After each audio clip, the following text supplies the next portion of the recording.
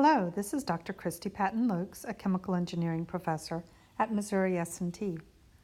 We are wrapping up our study of utility cost estimation by looking at Chapter 8 of Turton et al.'s textbook, looking at refrigeration costs. So as we've seen in Table 8.3, there are estimates for, in this case, refrigeration. Depending on what temperature we want, we're going to have some numbers that we can use, but they're very different. One is for when I'm refrigerating water to 5 degrees, or negative 20 degrees, or negative 50 degrees. What if I wanted to refrigerate to negative 10 degrees? Am I just out of luck? So what we want to do is look at how I can adapt this information in a rational way for my particular needs. Now the idea is going to be based on what we know from thermodynamics. We have a coefficient of performance for refrigeration, and we're going to use the reversible coefficient of performance as a guide for how to do these estimates. Now, if the engine or refrigerator is reversible, then it's going to be the temperature of the evaporator divided by the temperature difference between the condenser and evaporator. Unfortunately, no refrigerator is actually reversible, but this gives us a guideline for how we can adapt this to cases where I actually do know more information about the refrigerator. And if I have good data for one set of temperatures, I can use this as a way of interpolating to the next point for another set of temperatures.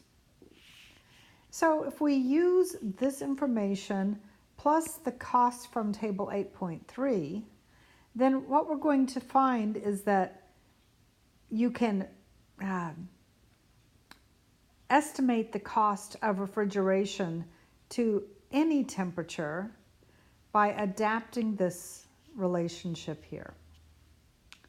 And so they do a graph of the reversible work, which is the reciprocal of coefficient of performance. So it's using this definition for 1 kilowatt of evaporator heat load. And then they take this and graph it as a function of temperature. So this is going to be the outlet temperature from our refrigerator. And they are basing this on a condenser duty at 45 degrees C. So we're going to return the material to the refrigerator at 45. And based on this, they can find the refrigeration temperature and read over here and get the relative amount of work required for the refrigerator. That's going to allow us to scale the cost of refrigeration. So this example from our book says that we're going to compare the cost of cooling a material stream with a given C sub P from temperature 55 to temperature 30 degrees C. Now this is our process material, okay? And they gave us that information because that's going to allow us to figure out how much heat we need to transfer. Now I will do this for a basis of 10 to the 6 kilograms of process fluid per year. And then we can adjust it later if I find that the number is very different from that. But okay, so if I have that, then I can figure out what the Q is from the opening statement. Q is going to be the 4.9 kilojoules per kilogram Kelvin. Delta T is 55 minus 30 degrees C, or kelvins. And then 10 to the 6th kilograms per year. And so therefore I end up with 122.5 times 10 to the 6 kilojoules per year for 1,000,000 kilograms of processed fluid per year. Now, if I want to get a cost, they want us to figure out what it would be for refrigerated water at 20 degrees C and refrigerated water at negative 20 degrees C. Now, negative 20 degrees C is the easy one because it's just in the book. So, from the book,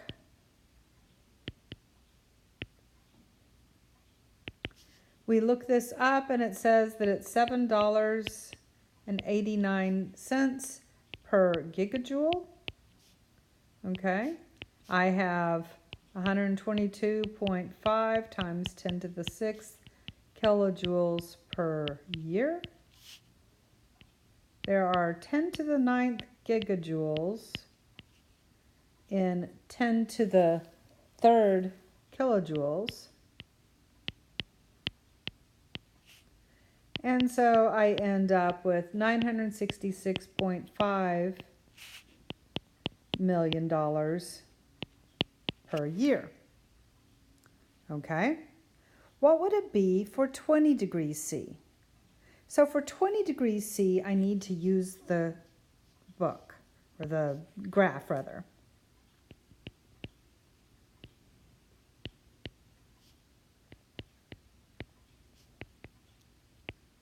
And if you go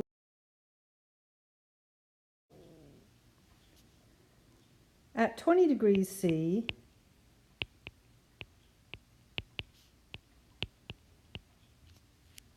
the 1 over the coefficient of performance, or the work, is 0.08.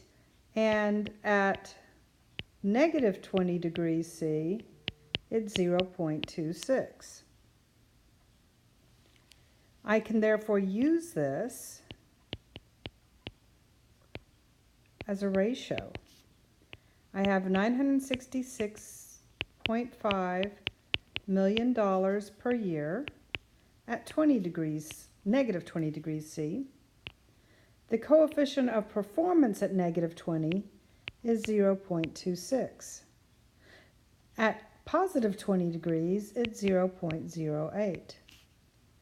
And so therefore, I can estimate very reasonably that this will cost me $297 million per year at 20 degrees C. Now the final question is, what other costs would be associated with this, or what other changes? And as you change the temperature of the refrigeration, okay, some of those things that are going to change are you're going to have changes to the size of the equipment, right? You're going to need larger condensers, larger evaporators, etc. You're also going to have some changes to the mass flow rate of your coolant.